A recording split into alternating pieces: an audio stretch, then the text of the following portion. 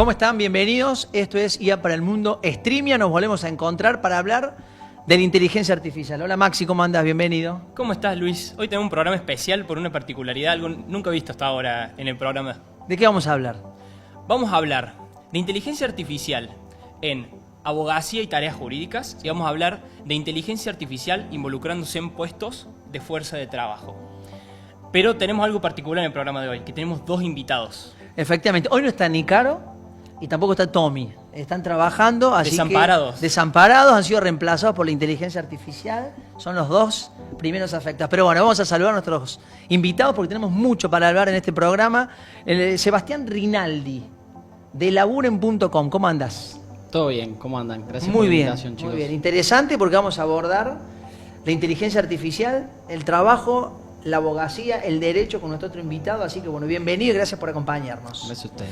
Luciano Giavedoni. Aquí estamos. ¿Cómo andás? Bienvenido, gracias por acompañarnos. Un placer, gracias. ¿De qué vamos a hablar con vos? De inteligencia artificial, de abogados y de lo que se viene. ¿Y cómo está eso? Pues está muy interesante, la verdad. Es como todas las áreas con IA, está creciendo enormemente y nosotros estamos viendo una atracción increíble. Con situaciones un poco extrañas, como estar aquí dando un podcast y ayer estar en una universidad hablando de que quieren empezar a enseñar nuestra herramienta a los nuevos alumnos. Siempre nos preguntamos cuál es la receptividad que hay. Los abogados, jueces, fiscales, ¿están con la necesidad de una implementación, de uso de la inteligencia artificial? Vos sabés que es súper interesante verlos en las reuniones con clientes porque hay un momento en el que hace clic y tienen una mezcla de emoción por lo que se viene y miedo por su profesión. Entonces, te diría que hay de todo. Sobre todo para la gente un poco más junior, es un poquito más duro porque no ven claro su carrera. O sea, los juniors con más reparo con respecto a estas innovaciones, que uno podría, es contraintuitivo, porque uno podría decir, por ahí los juniors vienen más amoldados, que puede ser una revolución de inteligencia artificial, pero me está diciendo que los juniors son por ahí los que tienen más resguardo. Mira, lo que vemos nosotros es, para ellos, si no son expertos en un tema, la IA de alguna forma les saca más trabajo. Habiendo dicho esto, ayer estuvimos con un cliente y preguntamos cuánto demoraban en hacer un proceso de forma normal y luego con IA. Y el promedio que nos daban es, alguien con experiencia demoraba 4 horas en hacer un documento y con IA 20 minutos. Pero la junior dijo, me lleva 1 hora con IA y cuando le preguntamos si dice, no lo puedo hacer. Tengo que empezar a hablar con 20 personas, es imposible. Entonces, son los que más se benefician, pero los que le tienen un poquito más de miedo. Sebastián, ¿qué es laburen.com? Laburen.com crea empleados de inteligencia artificial para generalmente compañías tradicionales que trabajan en el mundo real y construimos compañías híbridas entre humanos y agentes de AI. ¿Qué se está buscando? ¿Que haya más compañías, más empresas híbridas? Sí, es lo que tenés que buscar y es lo que nosotros estamos construyendo en conjunto con nuestros clientes, porque vos lo que terminás teniendo es a los humanos trabajando a un nivel más estratégico, más core, mucho más tranquilo y no tan operativo, y a los agentes trabajando en la operación del negocio, que a vos te permite pensar al negocio desde otro lugar. Entonces le devolvemos tiempo a la gente para que pueda volver a ser gente y que la compañía siga funcionando, en este caso con AI. Yo quisiera preguntar, por más de que por ahí nosotros podemos llegar a tener algún indicio, si Doña Rosa o mi abuela quiere saber cuáles son esos agentes de inteligencia artificial y en qué tareas están involucradas. Doña Rosa tiene la empresa, ¿qué agentes puede llevar a cabo? ¿Qué son? Bueno, yo lo primero que me preguntaría ahí es, bueno, ¿qué hace tu empresa?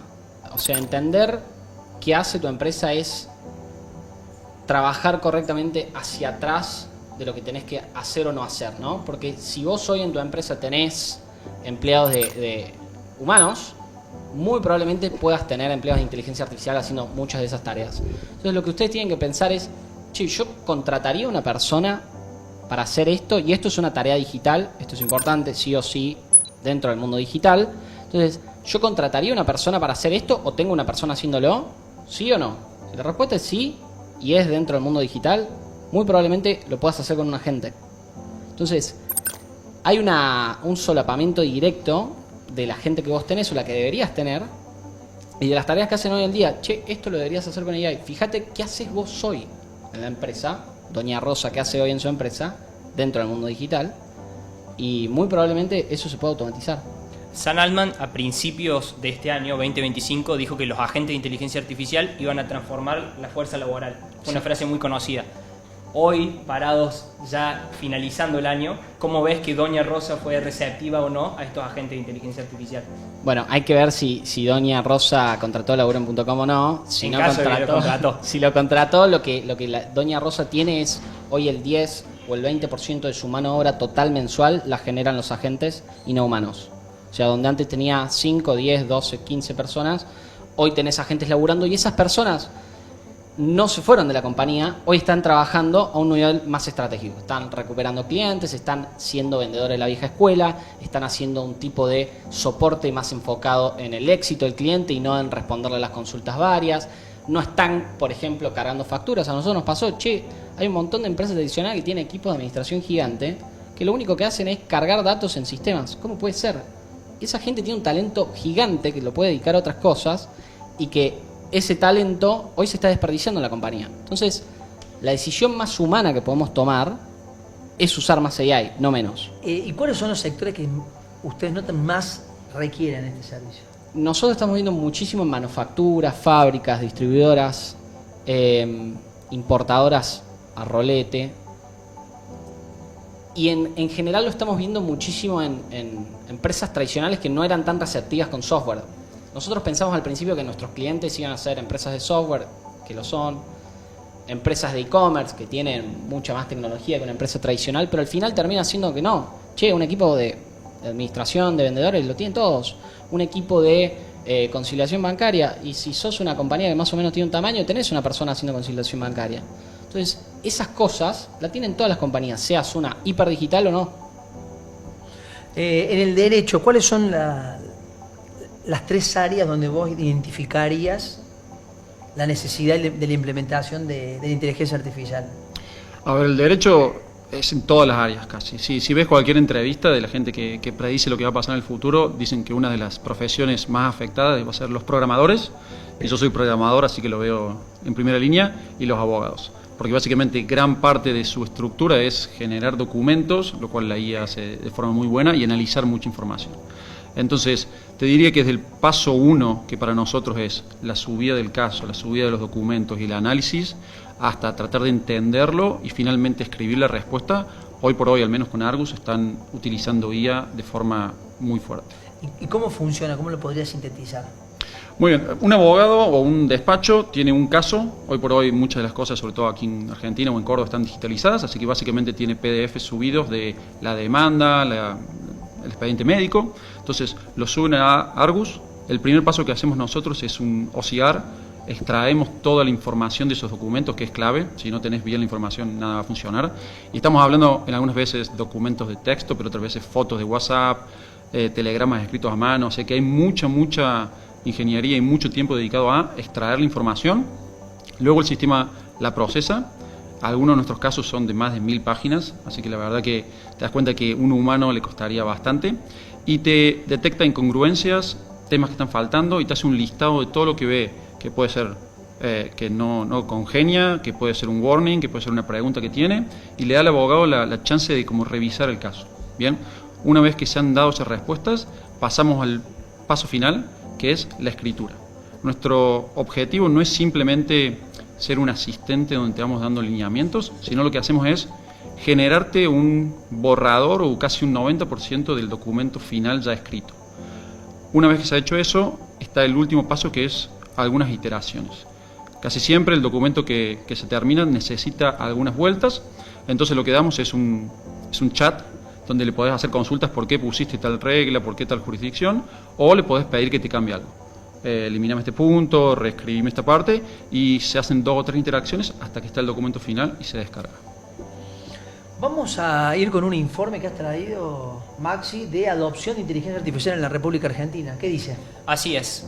Estamos con una encuesta realizada por Fundar y organizada por un conjunto de gente de la Ditela, donde lo que están estudiando es el nivel de adopción de inteligencia artificial en Argentina. Sí. Y hay algunas estadísticas clave o declaración de principios que está bueno traer a la mesa para hablar con ustedes. Primero, la tasa de adopción personal, que es que estamos hablando que un 45% de de las 1.500 personas entrevistadas, considera que ya está utilizando inteligencia artificial, pero de manera personal. Sí. O sea, preguntas que pueden ser hasta de tipo de asistencia psicológica. Después, la frecuencia del uso personal, todavía vemos que no es un hábito muy de tipo diario, porque hablan de que el 61% de los usuarios emplea la inteligencia artificial de forma ocasional, que son 2 veces por semana, creo que citaba. Y hay una porción de los que utilizan inteligencia artificial que lo usan de manera muy frecuente. O sea que a primera vista estamos viendo de que no es que el 90% de argentinos ya está utilizando inteligencia artificial, sino que eso puede estar sesgado, teniendo en cuenta sobre todo que esto es una encuesta de paneles online. O sea que estamos hablando de que De gente hay que gran- está metida en el tema. gente que puede llegar a estar metida en el tema Sí. y todavía no es que está utilizando cotidianamente inteligencia artificial. Después, en quiénes son las personas que están utilizando y las brechas de adopción. Bueno, hay resultados que pueden llegar a ser más previsibles, como el hecho de que mientras más nivel educativo, más adopción, que mientras mayor el nivel de ingreso, más adopción, y que las generaciones más jóvenes adoptan más inteligencia artificial. También tengamos en cuenta que adopción puede ser utilizar ChatGPT, ¿no? No es tampoco un uso demasiado profundo el que habla de Sí. adopción. Pero hay un resultado que también puede llegar a ser bastante, que tuvo mucho renombre, que fue el de que notaron que hay más utilización de inteligencia artificial de parte de mujeres actualmente en base a esta estadística. Que Eso- es la barra verde la que estamos viendo ahí.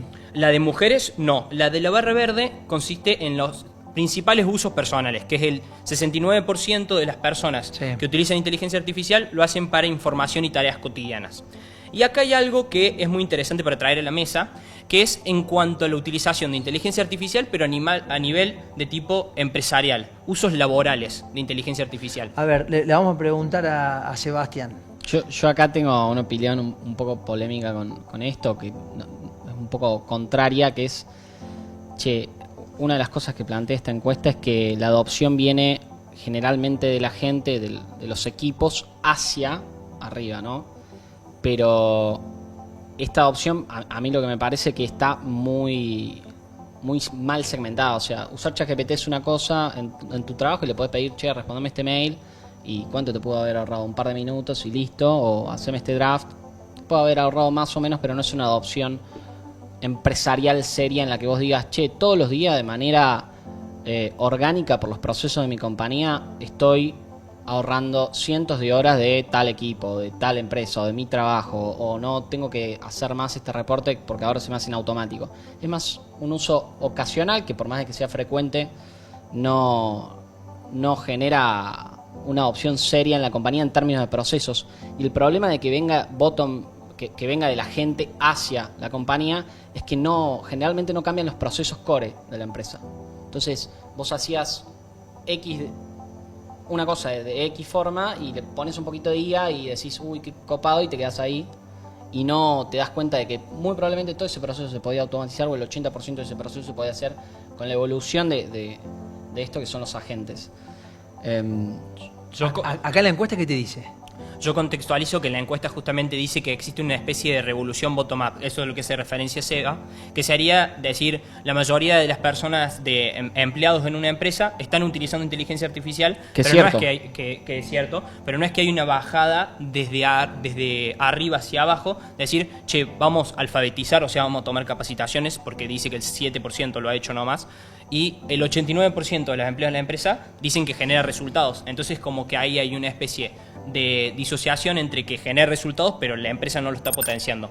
Pero ¿por qué acá tenemos puntos en los que estamos de acuerdo o no con Seba? Que es que yo, y en mi experiencia de haber trabajado con empresas en inteligencia artificial, sí existe una realidad de que, por más de que consideramos que no es un uso muy profundo de IA, usar ChatGPT, aporta, y además el grueso de la empresa, quieras o no, está utilizando ChatGPT, porque va a enviar un mail y ve que la ganancia, en vez de hacerlo en 1 minuto, puede ser en 4 segundos, bueno, lo va a utilizar. Entonces genera como una bajada de que efectivamente la empresa se está usando y los de arriba sienten la presión de, tenemos vulnerabilidades ¿Cómo? de tipo de seguridad, vulnerabilidades con los datos, entonces ¿Cómo pasa al ahí siguiente nivel? necesitamos. Claro. Bueno, eso es una realidad, el uso general de herramientas quizá un poco más primitivas o más generalistas, podemos decir, porque no son primitivas, porque ChatGPT está buenísimo, pero más generalistas, lo que obliga es a los directores y a los gerentes y a los dueños a decir, bueno, yo esto lo tengo que profesionalizar, yo no puedo dejar que esto siga siendo así, que le pasen cualquier información contable, sensible, mi lista de cliente, a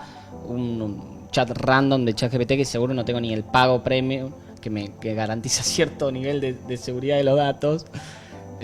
Y ahí es donde la empresa y los dueños y los tomadores de decisiones empiezan a decir, bueno, vamos un poco más profundo. Si les está sirviendo tanto ChatGPT, ¿qué es lo que sigue?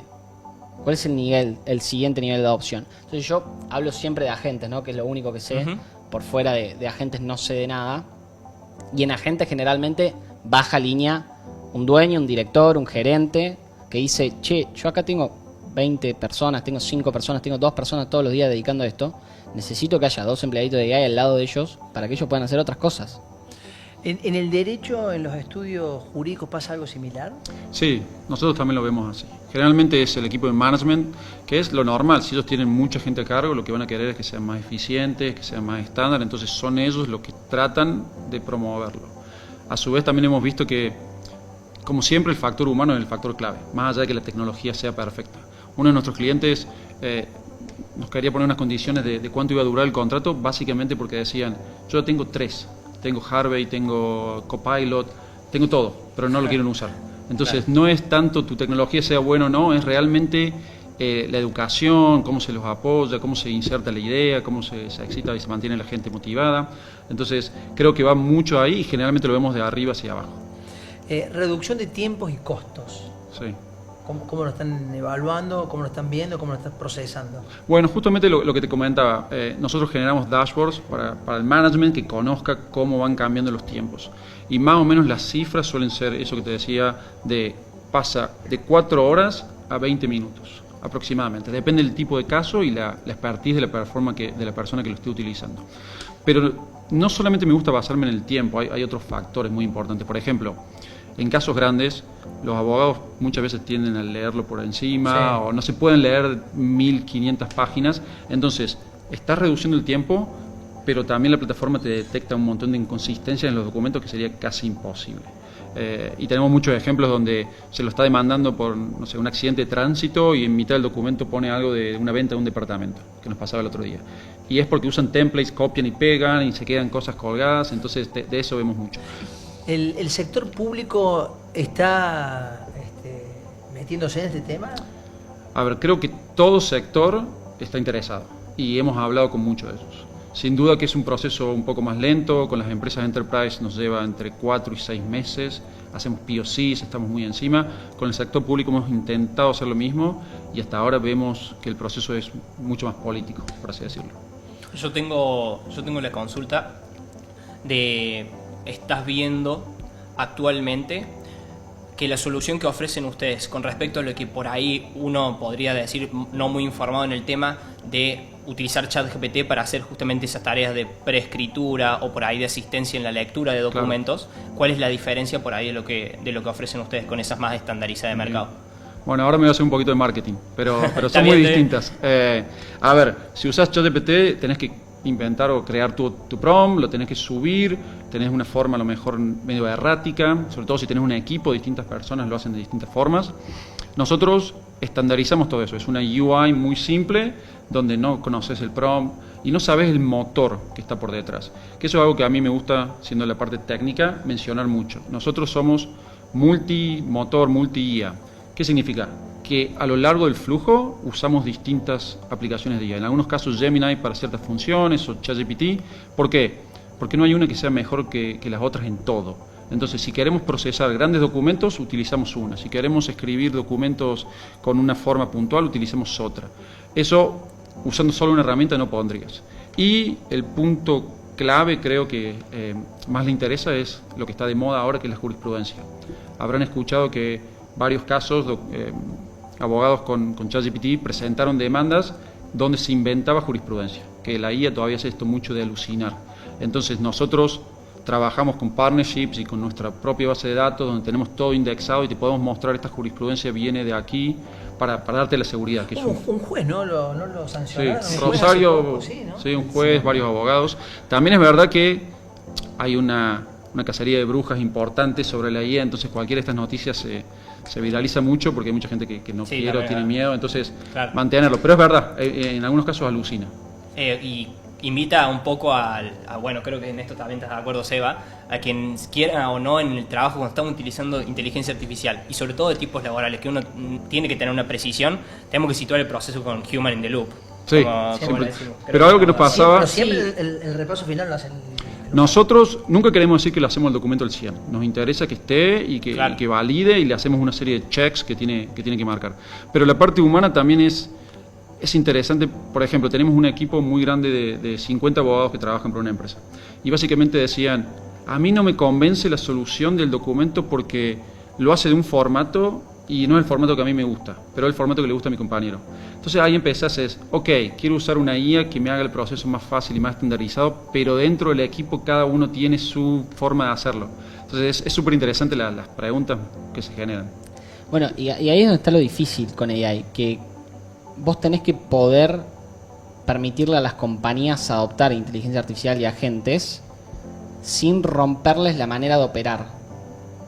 Porque si les rompes la manera de operar, muchas veces o pierden su ventaja competitiva o tenés un enemigo cultural de, che, esta herramienta no la quiero, no me sirve, yo hago los reportes de esta forma que a todo el mundo le gusta, genial. Y ahora hay que hacer todo un trabajo de nuevo para reentrenarla. Entonces hay una fricción si no está bien implementado el proceso de onboarding de los usuarios. Y yo creo que lo que decía antes es muy valioso, que es un problema cultural, es un problema tecnológico, es un problema empresarial, porque es un cambio de plataforma. No hay cambios de plataforma así desde los 2000, los 90 y los 2000, porque las redes sociales no fueron tan cambio de plataforma. Entonces, esto te sacude todos los cimientos de la compañía, pero te sacude también todos los cimientos de tu carrera profesional. Che, si vos estudiabas abogacía y eras buenísimo, eras Mike Ross, porque te acordabas todo, y ahora no sirve. Y antes era una ventaja. Mike Ross, o sea, es una serie de abogados espectacular, que el guaso tenía memoria fotográfica. Eso ahora ya no es más una ventaja. Cero. Entonces te obliga a reconvertirte. Bueno, ahí le pregunto, ¿va a reconfigurar el rol del abogado, entendés vos? ¿Del juez, del fiscal? A ver, sí, sin duda, mi opinión.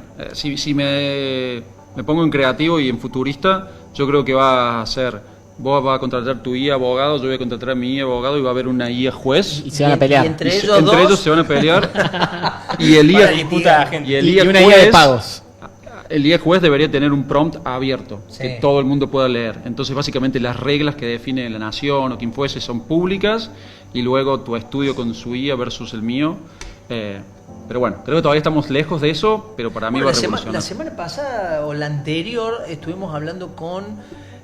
alguien que venía desarrollando el proceso tecnológico en una empresa cementera, y ya venían adelantándose a que quizás un cliente, un desarrollista con su agente le va a comprar a la gente de la cementera y de ahí le van a avisar al camión para que pase a buscar el producto. A nosotros nos pasó hace poquito, uno de los casos en compra es análisis de compra y activación de compra, que son dos empleados de AI distintos, y nos pasó que un cliente se dio cuenta de que le estaba comprando una IA y le empezó a mandar precios falsos para que le compre.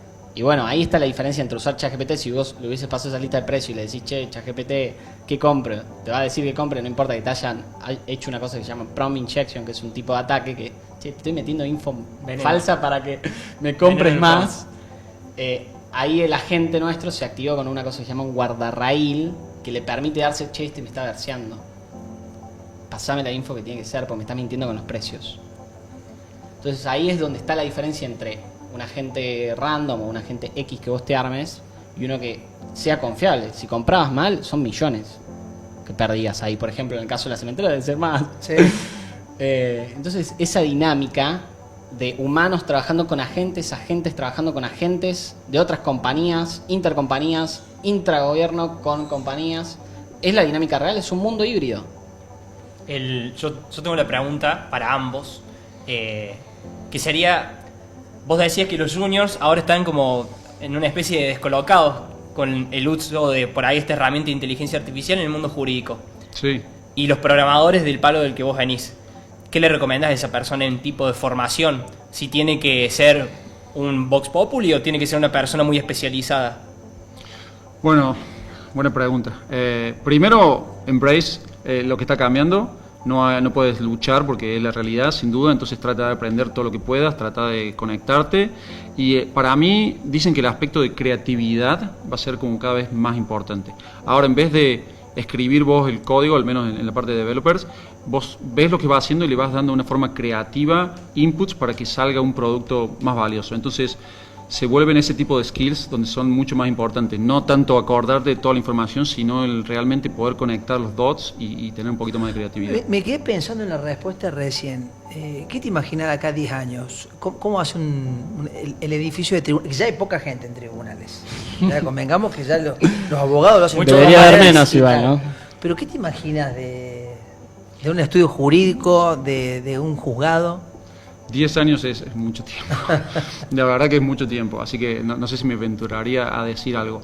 Pero ¿Pero te arriesgas a decir va a haber más y mejor justicia? yo creo que sí, esa parte sí, porque a medida que se haga todo más transparente y más automático, sin duda lo que es open source, lo que es más expuesto, tiende a estar mucho más abierto. Yo cada vez estoy aprendiendo más de las prácticas legales y la verdad que hay algunas formas de las que trabajan los abogados que yo no las conocía y me parece que no son las óptimas, por así decirlo. Y amo a los abogados y son nuestro mercado, pero viendo cuando te presentan una serie de demandas, negás todos los puntos. Ok, yo pensé, analizás cuáles no, vamos ahí, negás todos, es alguna práctica común. Entonces, ese tipo de yo mando esto, vos me moleo esto y ping-pong que no agrega tanto valor, a mí me parece que se puede mejorar mucho más el proceso y puede ser un poco más automatizado, más, sin duda más eficiente y ojalá que más claro para todos. Y te reboto la pregunta que había hecho a Luciano. No, 10 años es un montonazo. Yo como mucho me animo a tirar a 3 años. Es más, nuestras proyecciones son máximo a 2030 y planeamos máximo a 2030 porque nos parece ya un montón. Es lo que vos planeas, no te animás a... No, y nosotros a ir más honestamente... Acá lo que pasa es que, por ejemplo, nuestro mercado, que es el mercado de agentes, crece en Latinoamérica 50 anual, año contra año, hasta 2037. Y en realidad, mi opinión es que va a crecer mucho más del 50 anual. Es mucho. 50% de crecimiento anual, año contra año, es muchísimo. El mercado del e-commerce creció al 36, al 30, al 32 durante 15, 20 años en Argentina. Y tenés, en general. Entonces, agentes, creo que le pega directamente. Vamos a tener tantos agentes como trabajadores, o muy probablemente muchos más agentes que trabajadores. Nosotros somos partners de Microsoft y el otro día charlando con uno de los directivos de Microsoft Latam, me decía, che, nosotros tenemos un informe interno en el que calculamos que va a haber 27 agentes por trabajador para 2034. O sea, es una locura. Ponele que eso no se cumpla. Se cumpla el 1 a 1. Vos vas a tener 4.000 millones de agentes contra 4.000 millones de trabajadores laburando 24/7 para la economía, generando valor, trabajando. Es un montón, es una locura. Entonces, ni siquiera me animo a hacer proyecciones porque no es imposible de imaginarnos el mundo si esta tendencia sigue. Ahora, si la tendencia se para, y bueno, eso es otra cosa. El que vos digas por ahí empleado de inteligencia artificial, ustedes lo denominan así, es una declaración de principios. Sí, 100%. Es fuerte, ¿no? Un empleado de Al principio a mucha gente le parecía fuerte, con el tiempo la gente fue entendiendo de que no es una competencia para el humano, sino que es todo lo contrario. O sea, la IA no viene a quitarnos el trabajo, al revés, viene a hacernos más libres, que nosotros podamos hacer cosas más importantes. O sea, les pongo un ejemplo. En nuestro caso, el uso más usado es atención al cliente y soporte. No es a nadie que le preguntes que trabaje atención al cliente disfruta realmente su trabajo. Muy poca gente, muy poca gente. Entonces, esa gente hoy está trabajando ¿en dónde? En marketing, en estrategia. Está trabajando en áreas relacionadas al cliente, pero con otra dinámica. No tenés quilombo todos los días, no estás lleno de tareas todo el tiempo. Entonces, ese mundo de la no escasez es el que se viene, y en el que nosotros los humanos tenemos que repreguntar dónde aportamos valor real a la economía y dónde no. Che, esto lo hace una IA, no lo tenés que estar haciendo vos. ¿Y ahora qué hago? Y eso es una pregunta más profunda y más difícil, pero que bueno, toca hacérsela. Y el de atención al cliente, ¿y ahora qué hago? ¿Y ahora qué hago? Y claro, bueno, ese es del otro lado. claro, y ahí es donde uno hoy tiene la decisión, y generalmente nuestros clientes lo que pasan es, che, ¿y a dónde querés ir vos? Entonces el talento humano se valora. Lo que se complica es la resistencia al cambio, siendo tan evidente que esto es una topadora. O sea, ahí te va a automatizar muchas cosas. No, abrazala. Luciano, ya no Sí, señor. vamos entrando en el final de la conversación. Gracias por habernos acompañado. Bueno, Argus IA. Sí, la- arguslegal.ia. Legal. Sí. Los jueces perderán su trabajo. No creemos, pero creemos que va a ser mucho más rápido, mucho más eficiente, mucho más transparente, que en definitiva es positivo para todos. ¿Y esto lo podés implementar en distintos países o está focalizado en un mercado? Hoy por hoy estamos trabajando en España y en Chile, pero te diría que nuestro gran foco es Argentina, sobre todo porque queremos hacer las cosas muy bien, no queremos crecer demasiado rápido y hay un aspecto de jurisprudencia y forma de trabajar que no solamente es Argentina. distinta en cada Sí, país. Exactamente. Entonces, tuvimos varias ofertas y lo estuvimos analizando, pero de momento dijimos vamos a estabilizar, vamos a realmente hacer las cosas muy bien en Argentina, asegurarnos de que todo lo que generamos sea de alta calidad y a partir de ahí ir creciendo. Muchísimas gracias por acompañarnos. Gracias a ustedes. Lo mismo para vos, Sebastián. Gracias por Gracias haber a ustedes. venido. Súper interesante. Y me voy a quedar con el debate ¿De bottom-up o de sí, abajo? de dónde arranca la implementación de la inteligencia artificial. ¿De arriba hacia abajo o de abajo hacia arriba? Bueno, todo un debate que recién está comenzando, me parece. Gracias por acompañarnos. A vos. Chao, Maxi. Nos reencontramos la semana que viene. Chao.